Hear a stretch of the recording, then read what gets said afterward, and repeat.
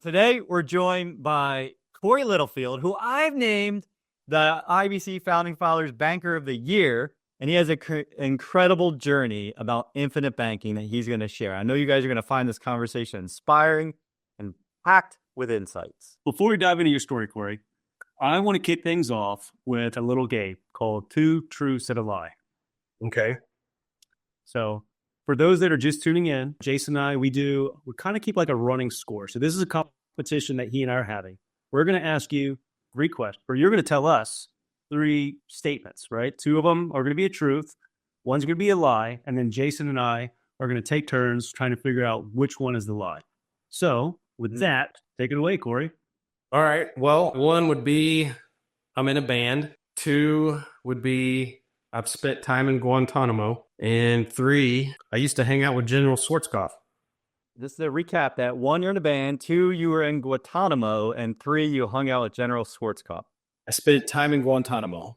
Spent time in Guantanamo. Okay. And I used to hang out with General Schwarzkopf, Stormin' Norman.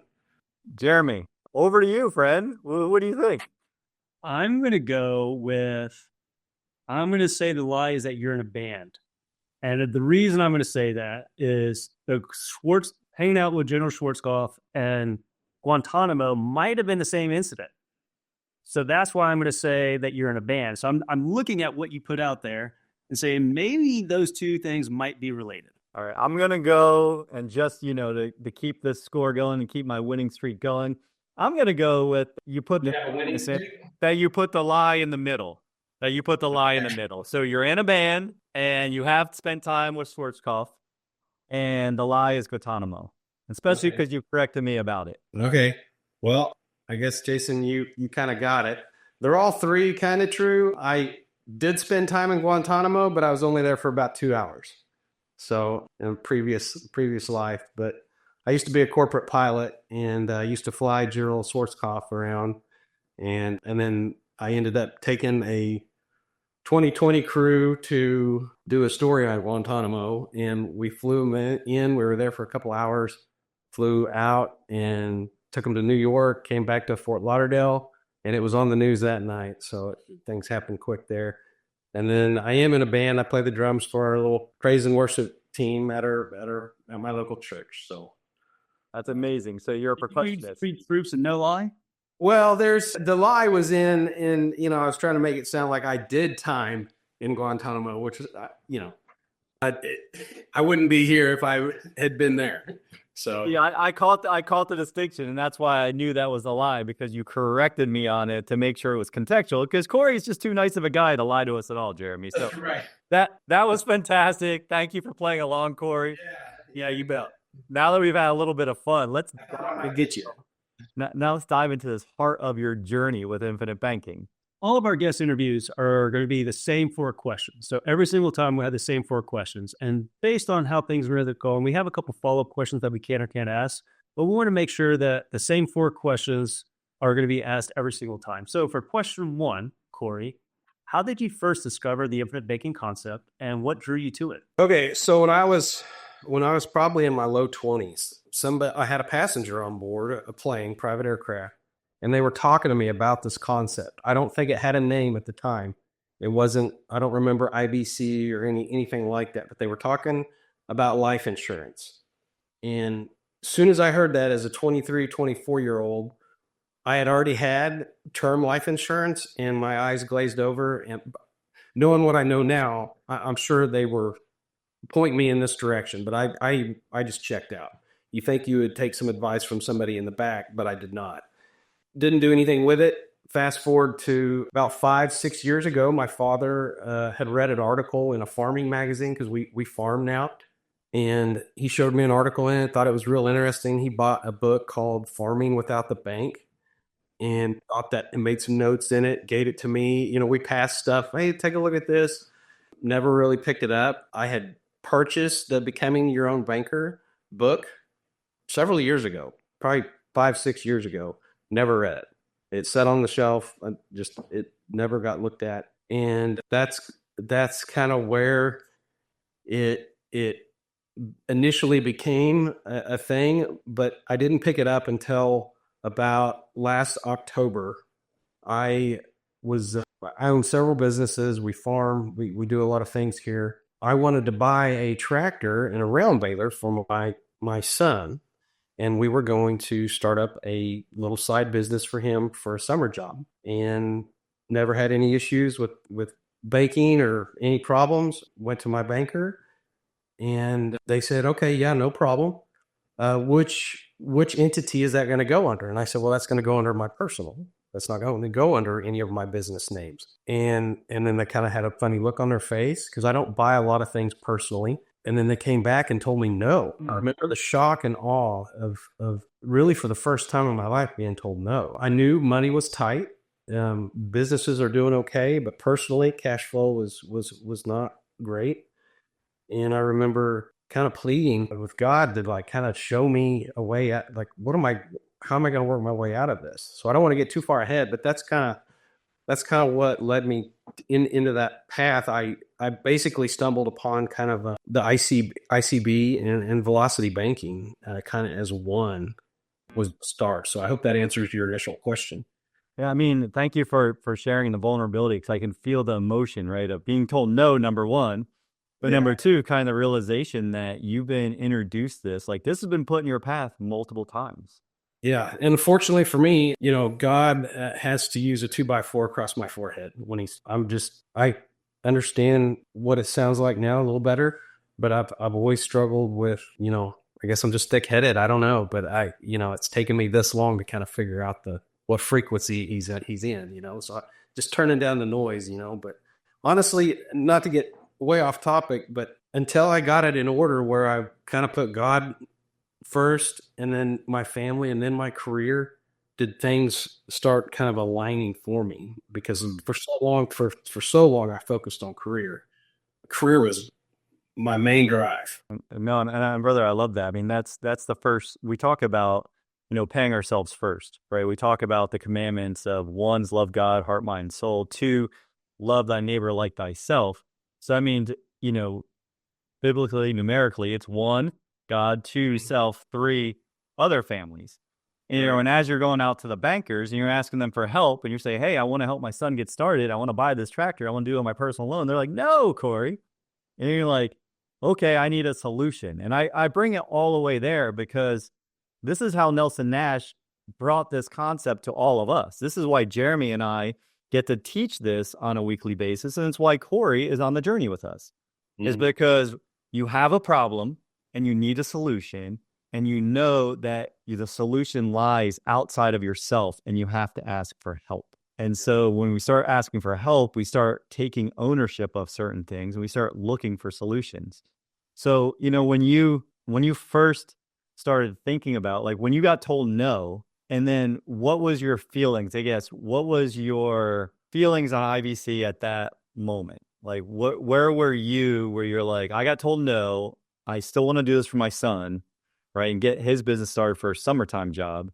What was the next step in your learning of this? Well, it wasn't even that. It was me trying to figure out, I've got bigger issues besides what I'm trying to purchase. This is a bigger problem than I realized. And I just hadn't, money's flowing around. I've taken care of different businesses, but personally I was in a bad spot. And so it was kind of like that. I was under a little whiplash. I remember talking to an a good close friend of mine that used to be the president of a local bank. And I'm like, kind of filling them out and asking for advice. And really that was when before then I wasn't forced into a decision. I was happy. I was content. I was making things work, moving money around. I was living but I was just chasing my tail. I wasn't making any real progress. And it was being kind of humbled before I started to really seek and look into new avenues of doing things.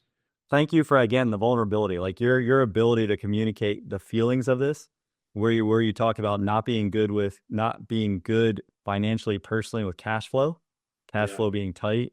You talked about multiple it takes a lot of courage to run one business, right, Jeremy?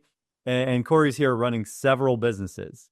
several businesses with different people, different family members, different partners. And then he's talking about how he had all of these plates, if you will, spinning. And then all of a sudden someone just took, or he's riding his bike and someone took a broomstick and shoved it in the wheel, and he goes flying, right? And now he's like, damn, I just crashed. Now what do I do? Yeah. And so I guess my curiosity is, when you reached out, once you decide like, hey, I want to learn more about the infinite banking concept, I want to have a call so I can kind of share my situation, get feedback from someone, and then decide like what is the path forward for you. When you made that call, when you had that call with myself, what was your, I guess, after the call, like what was your feeling about infinite banking at that point? Like, how did you feel about money? How did you feel about infinite banking? I remember everything so vividly because it was very impactful for me. I made the decision last December. I'm going to do this. I'd found some Chris Noggle videos. Okay. I'm watching this. I hear about the Becoming of Your Own Banker. Holy crap, I've already got the book. I still didn't read the book. I'm busy. I bought it on Audible and I listened to it probably 4 times in a row. And I was shell shocked. I was like, this can't be true. This is obviously a scam. This is too good to be true. And I've got to fill it out, because I did feel, honest to God, I did do a lot of praying, not even praying, a lot of crying to God to like, help me, show me a way out of this. Help me get out of this mess that I've dug myself into. I know I can do it. I've got the flow, right? It's just I'm not able to keep a hold of anything. It comes in and it goes right out, and at a high interest rate. And so I made that decision in December I've got to do this. I contacted Chris's team. They sent me to you, and the more I learned and the more I read, the more Kool-Aid I'm drinking, right? I'm drinking the Kool-Aid hardcore. And from then till now, I've been borderline obsessed with the concept. I share it to strangers. Just in the last 2 months, I've talked to a bartender where I went and ate lunch, and it was a slow day, and I was there on business, and she's talking to me about her young husband and their baby family, brand new baby, and their financial struggles. And I'm talking about IBC. I'm like, you're going to think this is crazy. I'm not trying to sell you anything, but check it out. Just listen, and I was at Bass Pro not terribly long ago. And I saw a young man and a young wife, and same thing, a baby stroller with a little baby. He's eyeing like an $80,000 boat. I'm like, brother, I know, I feel you. You could see, you picture, we all do this as men. We picture ourselves in this thing. We're having a great time. Golly, at 8%, yeah, so what? The payments will cost me $1,500. I'll make the payments for the next forever. But I couldn't help it. I'm talking to him about IBC. Just look it up. So I constantly feel though that I help a lot of other farmers out, and just some of my businesses that I do. We sell biologicals that you can kind of think of it like Miracle Grow for plants that aren't like synthetic products. These are natural, and whether it's seed biologicals, or I could almost see a spinoff of helping other farmers that are in the same boat. I don't know. But it's been since December. My problem is that things aren't happening fast enough, and I know it takes time. I see the progress that's happening. But I've got a kind of a game plan, and I've really been hitting it hard. But it's never hard enough. I'm my own worst critic, and so we're just trying to punch stuff out. If you're on the mat, if you're taking action, you're doing the right thing. Taking that constant action and then reflecting, what I do well, what could I have done better, and where am I, always measuring backwards to your progress. When I met Kory, he had personal debt, business debt, and a lot of things, which we're going to dive into and get a little bit clearer picture where he's at now, because he did say, I'm impatient, I want to go faster. Every single person I talk to says the same thing. I wish I would have known about this X number of years ago, because I would be so much further ahead. We all have that drive to have arrived to where we're going, but just give yourself permission that if you're practicing, if you're doing the best you can, you're doing enough. You're doing everything there is, and give yourself a little grace. So, Jeremy, over to your question. I just want people to give themselves grace and not be in a rush. I had a question, but as you know, you were just talking, it kind of made me want to hear more of the story. So rather than go back, let's just continue moving forward. Like, how has implementing IVC impacted your life, both financially and personally? It sounds like you're going out, you're sharing the good word, like you're trying to tell people about this amazing process. So can you elaborate a little bit more on that? Yeah, you bet. The first thing I would say is obviously cash flows where I saw it first. Okay. First thing I did was pay off a vehicle that I was paying I was paying a little over $1,000 on a vehicle that I owed $40,000 on, and probably getting charged. I forget the interest rate, but it was probably around 5.5%, 6%. And I took control of that immediately. Made the decision in December. By the time we got the health screening and stuff, and I had some issues, so I wasn't like coming out with a super clean. I had some heart stuff go on when I was 39. I'm 44 now. And so I had to kind of prove some things there, but I got it done and took care of that little bit of $1,000 a month, and took care of some other things. And so right now, I told you a number, Jason, and I did some refiguring, and I had to adjust it, but I've basically transferred, gosh, and this is a little premature. I feel like, I almost don't want to say this stuff. I do feel vulnerable here because I'm gonna pause you for a second before you're vulnerable. And I'm gonna make this, cause it's cool. You guys didn't know this about me, but I have a crystal ball. And so I already know the future. Okay. Right. I already know the future. I already know where this is heading. What are those lotto numbers tonight? Yeah. Right. Well, I actually look at really important things, like the fact that Kory is going to come back, down the road, and he's going to add on to the amazing story he's sharing today. So, like, to give him the permission, right? Like, he's coming back to talk about how he's went from having debt, having money worries, and I would say some money wounds, and without even really realizing it. And he's going to be vulnerable with us, which I really appreciate. I want to bring some fun humor to lighten it. He's going to be vulnerable and share a number with us about how much, he's been able to pay off with the system he's creating. And the reason I made him the banker of the year, because more than anyone else that I've worked with, and I'm sorry if you're someone else listening that I work with closely, I apologize for ranking. But more than anyone, Kory comes back and is always like, Jason, I don't think I'm doing this right. I'm like, brother, you're doing it better than I am. Keep going. Keep doing the things. And he checks in. I did this. And that's what I give everyone the opportunity to do is, how do you, make a commitment to yourself and then take the action when no one's watching? And that's what Kory's done. So, Kory, please continue. But I just wanted to tell you I knew your future, that you'll be back to share the outcome of this story. Yeah. Well, I prefer to come back when everything is evolved the way I like it, because, I don't know. So using the banking system that I've done, I purchased my policy, got it going. I think it got funded in March, I believe. That's correct. And I purchased my wife's policy about a month ago, maybe 2 months ago, September probably.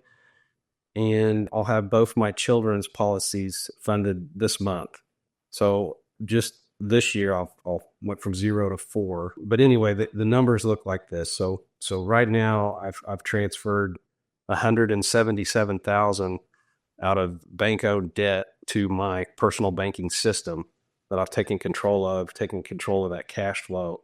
I've still got a little bit ways to go, but I'm not even worried about it. I'm going to just continue to swallow that, take that away from the bank.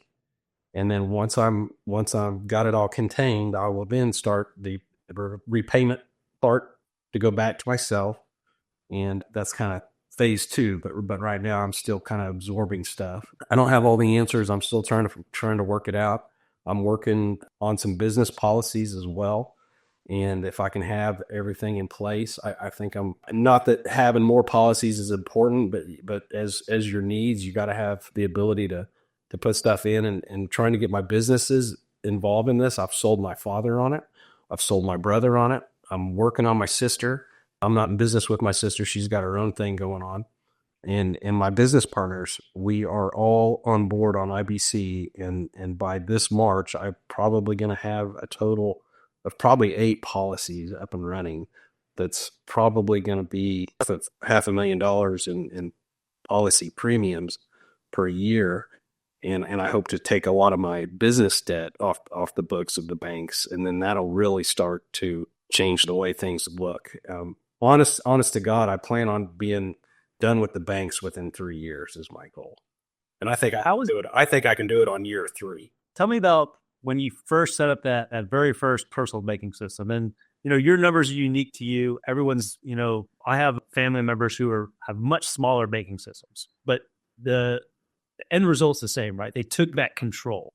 Yes. What was it like? What was that feeling for you when you took that control away from those third-party debtors, the people telling you no, and you put the control back into your family? I remember feeling the relief. I felt like I knew that I found a thing that worked because I'm seeing it move, and I can stop looking. I don't have to chase all the other stuff out there, all the noise out there, whether it's your Roth IRAs, your Bitcoin, your ETFs, your just, you name it. I've done it all. I think most guys in general go down that road. I was reading Forbes magazines when I was a teenager going to my 20s, and I did everything they said, and it never worked out. It never panned out. The only time I ever saw money really grow was when immediately after I deposited, I saw the numbers go up, and I've just struggled to see something work. I got slammed in 2008 with the housing bubble. I lived in Fort Lauderdale, and it just got killed on a deal. And I've got a lot of just things that just never really panned out. But being in this such a short time, the writing's on the wall. I can see the trajectory. I can see even the illustrations. Jason and I kind of briefly talk about this. When you first sign up, you get the illustrations, and they're like basically worst case scenario. If you do the bare minimum and you do nothing else, this is what it's going to look like. And then there's just numbers, zeros go off the page. You're dealing with millions of dollars at the end of the policy illustration.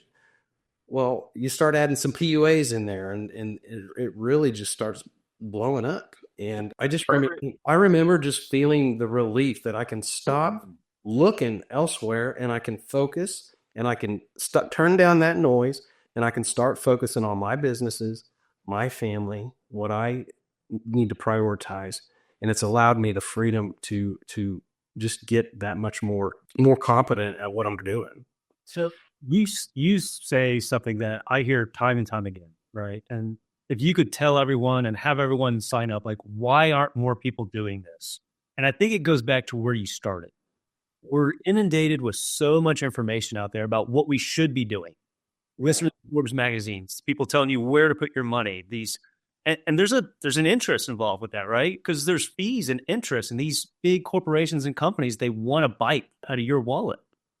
But it's not until you have those pain points, really. And this is why we see people typically don't really get started with this until, the earliest I've ever seen a guy, he is 21, right? The earliest I've ever seen. But by and large, people are in their late 30s and 40s, and it's because they try it. They tried all these different avenues, like you said. I'm a big real estate investor. I love real estate. But I know people who've, like you sharing your story, they've been bitten by it. They've been bitten by cryptocurrencies. They've been bitten by mutual funds that didn't perform because they were looking at averages and not actual rates of return. And it seems like more often than not that people, when they get tired, when they get weary, when they get ground down by traditional financial advice and they start seeking alternative methods that have been around for over 200 years that wealthy people have been doing, and that's when they start to really listen and open up. And it kind of leads me back to the question I wanted to ask before, but you heard about IBC. It sounded too good to be true. So why did you pick up the phone? Well, here's the deal. Imagine you're 23 years old. The moment you hear about life insurance, you're not thinking about death. You're thinking of the death benefit. You're talking about insurance. Nobody wants to talk about insurance. Insurance is the most boring subject known to man. Insurance, taxes, I'm out. I'm snoozing. I'm tired. I don't want to talk about it. So it's hard to get excited as a young person. You're so optimistic. You haven't been burned. You haven't been through the fire of just living, right? You haven't in a 24-year-old's mind. You're so optimistic. You're going to be successful. There's no way you're not. How can you not be successful? And that's just the optimism that a young person has, which is great. But unfortunately, as we grind out through this life, through trial and error, there's only so much you can throw up against the wall before you start to realize, hey, nothing's sticking. But this is. And so I'm trying to find people and be a mentor to them before it's too late. Because one day you're insurable, the next day you may not be. And if I can take a string and tie it to every dollar that I get and to send out, and that string's forever ties that dollar to me in the form of compound interest, I mean, I think it's one of the most powerful tools there is by taking amortization schedules and turning it into a simple interest loan. That alone will make somebody extremely wealthy. And so everybody focuses in on these amortization schedules. Well, I'm only paying 4%. I don't care if you're paying 8%. It's crazy, or even 2%. An amortization schedule is the smartest thing for a bank. I mean, they've got a license to steal, basically, and you either understand it or you don't. And if you don't, you're paying it, I promise. So by taking this money that's amortized and converting it to a simple interest loan, dude, that's so powerful. I can't. And Kory, to anchor on that really quick, you know what, just for fun, do you know what I call the amortization scales, or what I call that? No, it's Jeremy, any guesses? Like, I have a name for it. No, go ahead. The devil's math. I was going to say, I don't understand it at all. It doesn't make any sense. I don't understand how 2% is actually like 18% over the term of a loan, or you know what I mean? Like, I don't get how that math works. And it's always like they say math doesn't lie. And that's one of the reasons I really don't love illustrations. Like my man Jeremy here, he doesn't love this joke, but he's good in the sheets. He is real. See, he started laughing already. He's good in the sheets. He knows math. And I'm saying math is how you use it and how you frame it in the context you're giving it. When you look at an illustration, Kory talked about, not having the best health rating, right? That which can improve, and it is improving for him. But like, even with a less than standard rating, you can still bank, and you can still bank in a super powerful way. Like, I went and reran the Kory's numbers that he's done, setting his policy up that he had access to like 60+% of capital in year one. By adding the additional paid up additions, by doing banking, the verb of banking, Kory has over 81% or 82% of the capital that he's put into the system available to go take back those amortized interest loans and turn them into simple interest and put those strings and those dollars to pull them back to his family. And so, and I don't want to, I know those numbers, some of those numbers sound really big, but I almost want to diminish that down a little bit, because as a farmer, most farmers do. I mean, you handle a lot of money. We just don't get to keep any of it. So as I bring in different things that are coming and going, I'm still directing funds that need to go out, that bills need to be paid. I'm just trying to tie those dollars back to me for life in the form of compound interest.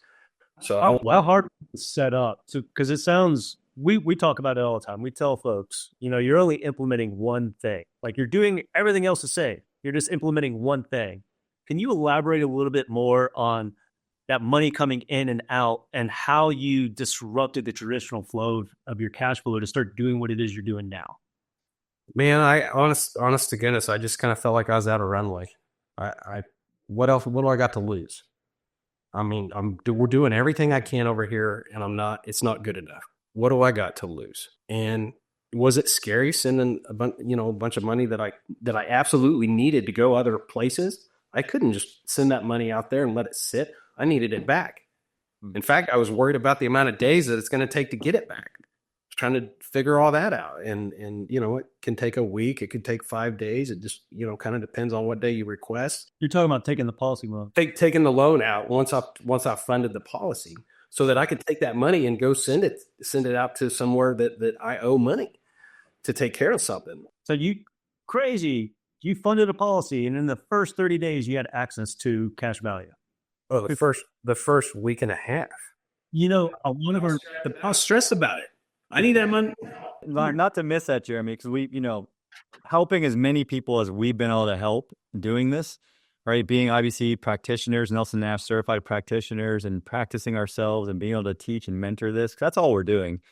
But like, let's not gloss over the stress that you feel when you're going through a new process.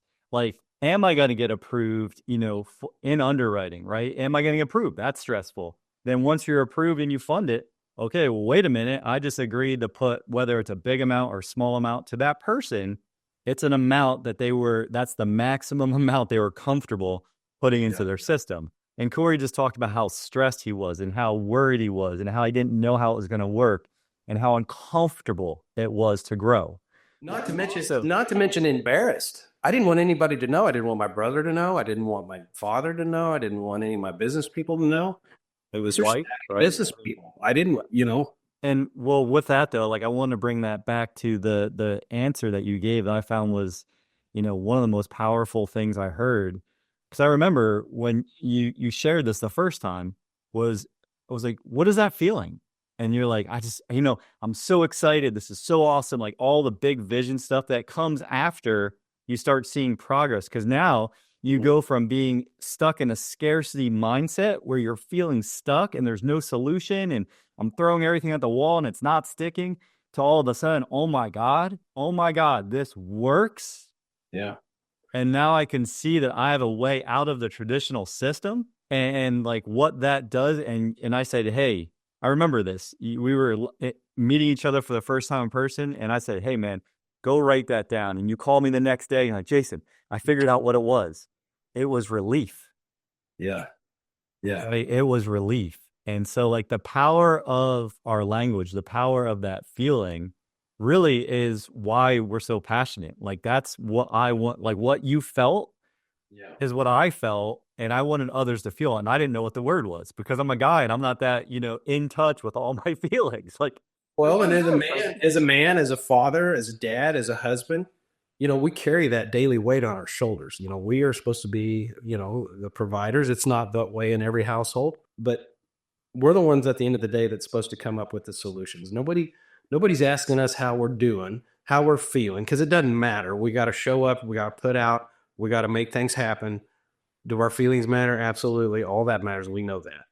But as a man, this world doesn't care. And I think for me, if I can make an impact with guys that I know that are struggling, they're smiling, but inside they're having a hard time. There's a reason right now, farmers are one of the most probably suicidal group of individuals there are because of the debt loads and the interest rates and the commodity prices. And you can go from having a great year to not being in business and not having anything else to fall back on. And so it's extremely stressful. Like you start talking about equipment prices and land and taxes and all these things that incorporate what a farmer does in today's society. It's kind of crazy. So I've left with what I can see now. I want to prove it a little bit longer before I go just really aggressive, but I've already got a list of guys' names that are going through my mind that I want to be a solution to some of their problems in the near future. And how can I not share this? I mean, it would be, like you said, I'm kind of mad I didn't pick it up 10 years ago because it just would have been that much better, that much sweeter. But it's we can't dwell on the past. We got to take off where we're at. So I'm just trying to make it for lost time. Well, I hear leadership, right? Like I hear leadership. Like that's what leaders do. We step up. It's uncomfortable. We don't necessarily know our path is the right way, but we have certain beliefs then we go and figure it out. And then we turn around and say, hey, this worked. Here's my hand. Grab my hand if you're willing. Like we invite people to be led onto our journey and they decide whether they're going to join us or not. Yeah. So Jeremy, what do you got? What are you thinking?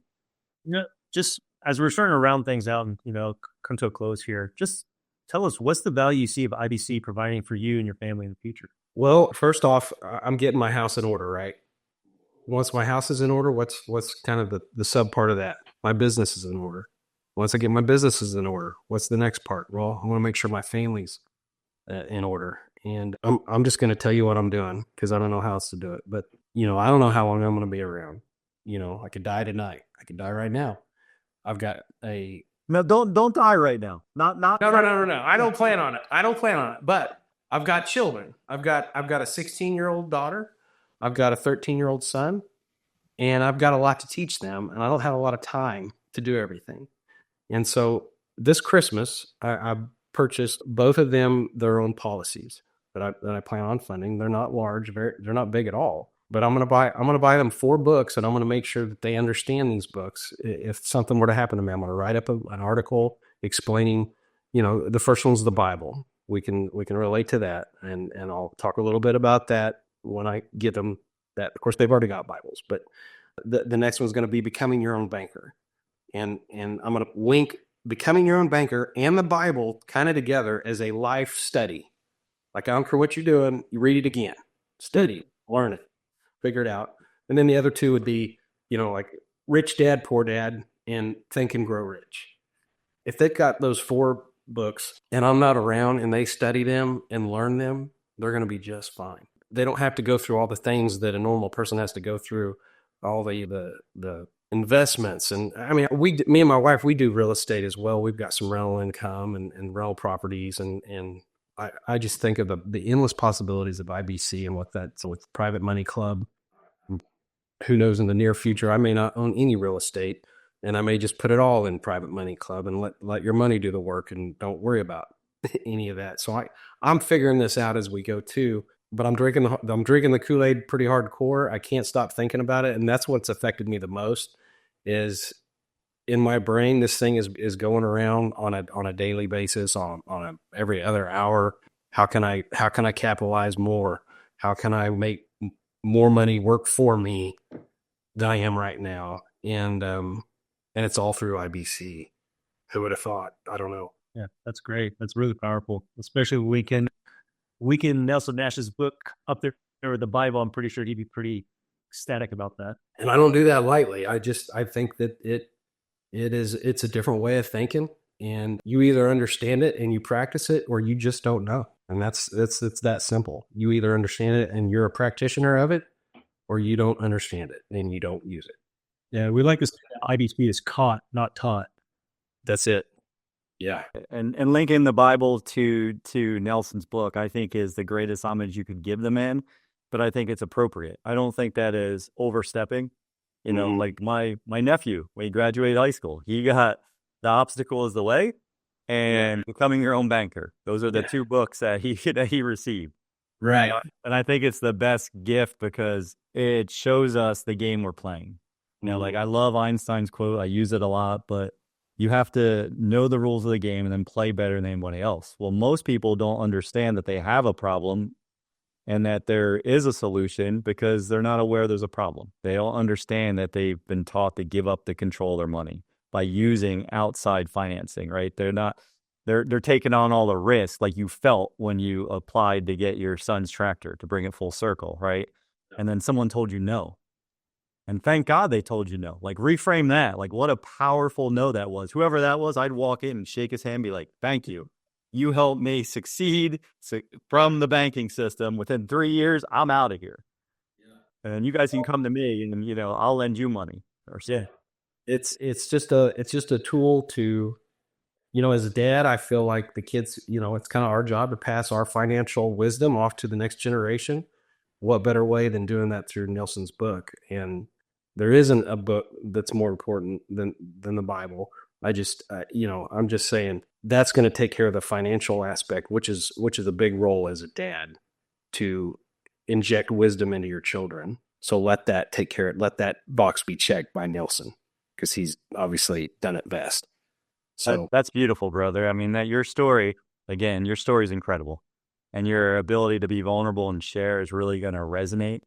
And, let's go around the room and just reflect for a moment, like what the biggest takeaways were. For me, I'll go and pass over to Jeremy, but for me, it was, hearing your journey of feeling very insecure and uncertain for years, for decades maybe, about money. And then today, feeling relief. And then and being able to have a big vision now.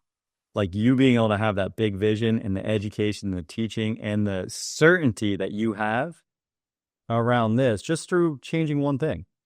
And I think it's absolutely incredible. You've done absolute service to anybody listening, and I am super blessed to be part of your journey. So, Jeremy, how about you? What has been your going from relief to now optimism, the looking forward to the future, looking forward to the legacy that you're building, and already planting the seeds today that your family and future generations are going to reap tomorrow. One of the biggest things that we talk about is legacy planning, right? And financial education is part of that. And it seems like you really got a great grasp on it. I'm excited for your future. I can't wait for you to come back on and tell us about where you're going with this. And, what are the blessings of being in my shoes and Jason's shoes is we get to talk to people like you and we get to hear your stories. And it's so impactful to my life, not just hearing about your strategy, but it's I think why so many people like to give, right? Like you end up getting so much more in return by helping other people. And so I want to say thank you very, very much for being here today. If you got any other piece of advice for our listeners to kind of close things out, please let us know. But I think this was wonderful. Thank you. Yeah, you bet. It's a pleasure to be here. I still feel like I'm a little premature as far as being where I want to be and being far enough down the road to talk about it. But like I said, I clearly see the numbers aligning in the direction I need them to go. And it's just going to be a matter of time. But I am excited about the future. I'm optimistic about helping other people. And for those that are out there, it's being decisive.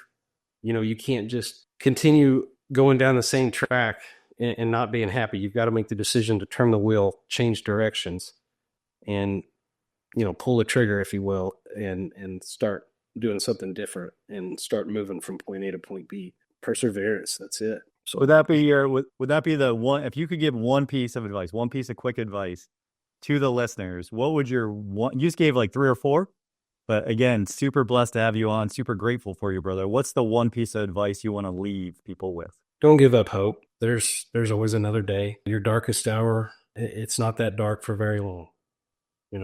Peaks and valleys of life. It's just that. We have bad days. We have good days. The bad days make the good days that much sweeter. So persevere, stay connected with the family, and don't do anything too drastic in a time of need. Wise words on WealthWise Banking. Thank you, Kory. That was a amazing, amazing, amazing opportunity to be able to talk to you about this journey. Thanks, man. Love you guys. Take care.